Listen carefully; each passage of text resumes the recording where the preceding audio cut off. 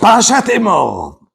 ויאמר השם אל משה, אמור על הכהנים בני אהרון ואמרת עליהם, לנפש לא יטמע בעמיו.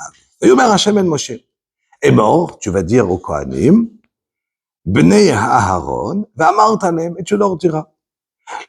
לנפש לא יטמע בעמיו, les כהנים n'ont pas le droit de se rendre impurs en partant au beth הקברות, au cimetière. Déjà, il y a un kfelut lachon, il y a un, on va dire, c'est une répétition. Quand on va dire, Yomer Hashem el Moshe, est mort, et la Kohanim, c'est quoi est mort, tu diras, Ve'amarta, et tu diras, encore une fois, est mort, Ve'amarta, pourquoi deux fois? Nous dit Rashi sur place.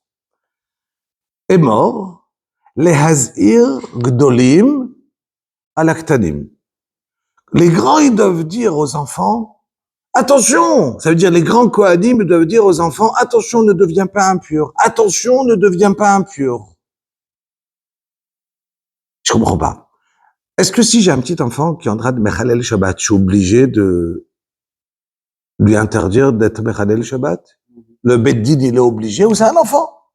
Le papa Mitzat Chinour, il est obligé de venir et d'être Mechaner, et d'éduquer ses enfants pour ne pas les habituer. Je veux voir un enfant qui mange du pas kasher, mais j'ai pas une obligation au Beddin de venir et de voir un enfant.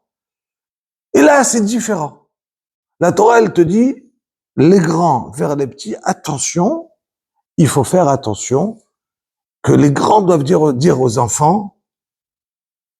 Maintenant, déjà, on sait très bien qu'on parle que des garçons. Est-ce qu'une fille, elle a le droit de rentrer au Beth Akvarot? Une fille, je parle Kohen, on est bien d'accord. On parle là maintenant des Kohanim. Est-ce que les Kohanim, ils ont le droit de rentrer au Beth Akvarot? Elle a le droit. Elle dit la Torah. Yomer Hashem el Moshe, emor el Kohanim, bene Aaron. Bene Aaron, velo, bnot Aaron. Seulement les garçons et pas les filles. On a une femme qui doit accoucher. Elle est au 9e mois, et elle décide d'accoucher au Beth Akvarot. Elle a le droit? Attends, je parle pas de sentiment, hein. Est-ce qu'elle a le droit? Alors, maintenant, une femme enceinte, est-ce qu'elle a le droit d'aller au Beth Akvarot? Je parle halacha. Oui. Halacha. Je ne parle pas des inyanim. Est-ce que c'est bien ou c'est pas bien? Elle a demandé, on va essayer 2 minutes. Donc, là, au niveau de la halacha, on est, est-ce que c'est moutard ou c'est assour? Je parle moutard. Maintenant, une femme, elle doit accoucher, elle est au Beth Akvarot. Il y a un problème. Si c'est une fille, il n'y a pas de problème. Si c'est un garçon, il va devenir tamé. Et on vient de dire que même les enfants, ils n'ont pas rentrer. Est-ce qu'elle a le droit? Oui. Pourquoi? Même si c'est un garçon. Parce qu'elle peut, non, parce qu'elle, elle sait pas si c'est un garçon ou une fille. Puis qu'elle sait pas si c'est un garçon ou c'est une fille.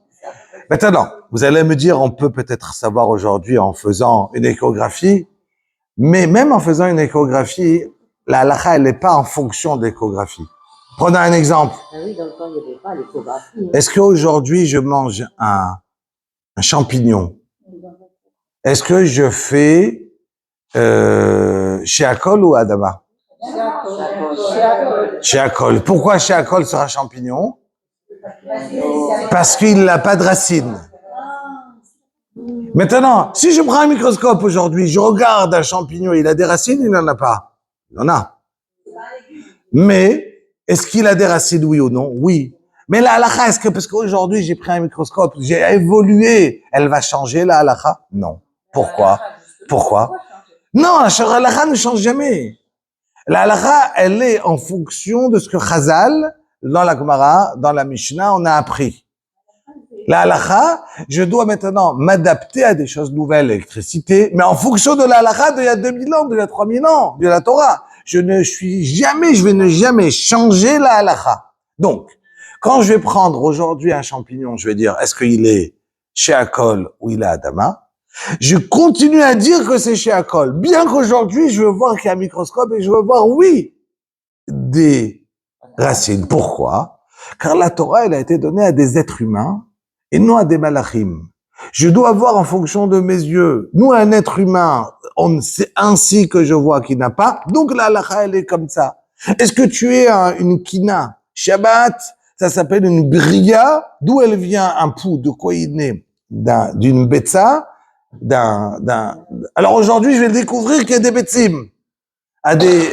Mais la halakha va pas changer. Pourquoi? Parce que c'est en fonction, ça vient quand même, il y a des œufs.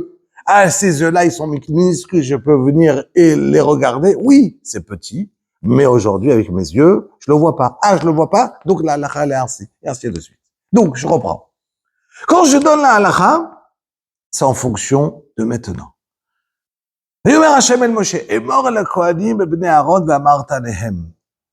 On reprend. Quand il y a un enfant, il est Cohen, imaginez, il voit une alvaya, et il voit des grands amis des Chachamim, Ravadia Yosef qui est niftar, il voit des grands rabbanim sortir l'alvaya, et le papa, il lui dit, ah non, toi, tu y vas pas. Tu dis, pourquoi moi, je y vais pas? Tu vois pas les grands rabbanim qui sont à l'alvaya? Non, tu es Cohen, tu es différent.